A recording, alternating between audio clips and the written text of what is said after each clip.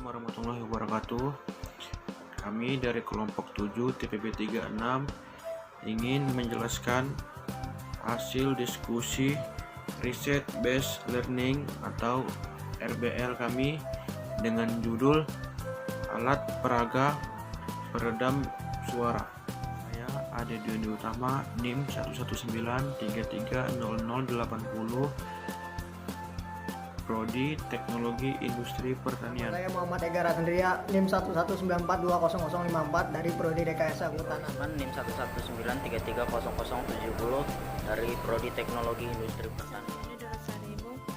NIM 119330071 dari Prodi Teknologi Industri Pertanian.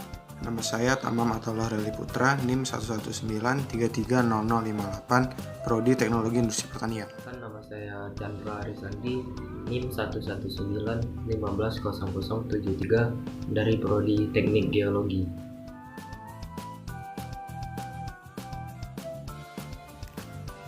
Latar belakang teknologi yang semakin maju tiap zamannya membuat orang-orang terus berinovasi dalam berkarya. Hal ini membuat banyak konsep sains yang diterapkan untuk memecahkan berbagai masalah di kehidupan. Salah satunya adalah masalah kebisingan. Kebisingan adalah suatu bunyi atau suara yang mengganggu pendengaran dan dapat memecah konsentrasi. Kebisingan bisa berasal dari mana saja, seperti dari suara transportasi kendaraan bermotor atau keributan beberapa orang. Hal ini berdampak pada orang-orang yang berada dalam gedung yang sedang berusaha bekerja, sehingga untuk mengatasi hal tersebut dibuatlah bahan kedap suara untuk melapisi gedung atau ruang tersebut. Gelombang bunyi. Gelombang didefinisikan sebagai perempatan energi dari satu tempat ke tempat lain tanpa menyeret materi yang dilewatinya yang mempunyai frekuensi, amplitudo, dan panjang gelombang tertentu. F sama dengan N per T atau F sama dengan 1 per T. Intensitas gelombang. Gelombang bunyi memiliki suatu intensitas tertentu, yaitu seberapa kuat bunyi yang dihasilkan oleh suatu sumber bunyi. Intensitas bunyi juga diartikan sebagai rata-rata yang dipindahkan oleh gelombang per satuan waktu untuk setiap luas penampang yang dituliskan. Rumusnya yaitu I sama dengan P per A. Peredam bunyi. Jenis bahan peredam suara yang sudah ada yaitu bahan berpori, resonator, dan panel. Dari ketiga jenis bahan tersebut, bahan berpori lah yang sering digunakan, khususnya untuk mengurangi kebisingan pada ruang-ruang yang sempit seperti perumahan dan perkantoran. Buatan alat. Alat yang akan dibuat berfungsi untuk membuktikan keterkaitan dengan materi yang telah disampaikan, yaitu tentang gelombang bunyi dan hubungannya dengan peredam susar. Alat ini membuktikan bahwa penggunaan bahan peredam suara dapat diterapkan pada suatu lapisan untuk menahan rembatan bunyi yang dihasilkan.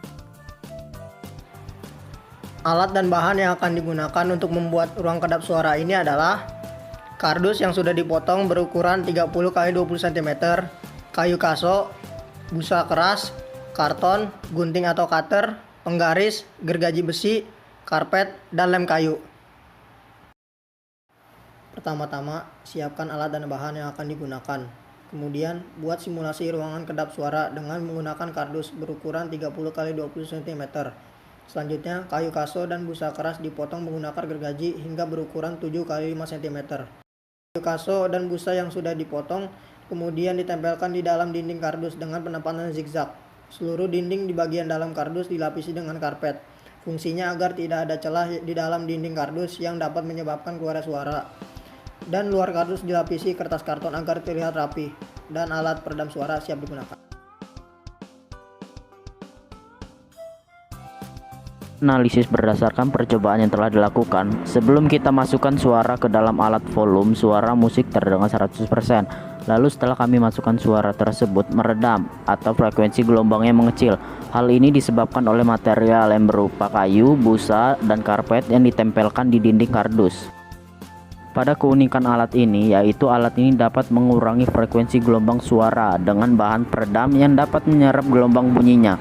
Lalu juga alat ini memiliki kekurangannya, yaitu frekuensi yang diredam memiliki batas tertentu. Jadi semakin besar frekuensi yang diberikan, maka kemampuan meredam semakin kecil. Jadi ini berbanding terbalik. Saran pengembangan. Alat peredam suara ini juga dapat diaplikasikan ke ruang-ruangan yang lebih besar. Contohnya seperti pada ruang kantor, gedung, studio musik, dan juga ruangan tempat karaoke.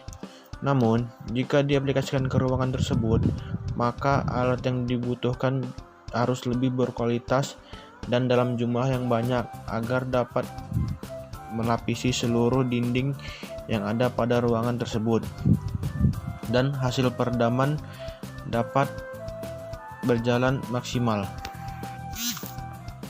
Jadi, setelah melakukan percobaan ini, dapat disimpulkan bahwa alat peredam suara ini secara fungsional dapat digunakan untuk menghalangi energi suara masuk ke dalam dan keluar ruangan atau mengambil energi suara yang berlebih dari dalam ruangan. Serta alat ini juga memiliki kekurangan dan kelebihan. Terima kasih, mungkin hanya itu yang dapat kami jelaskan dalam video kali ini. Jika ada kekurangan, kami mohon maaf. Terima kasih. Assalamualaikum warahmatullahi wabarakatuh.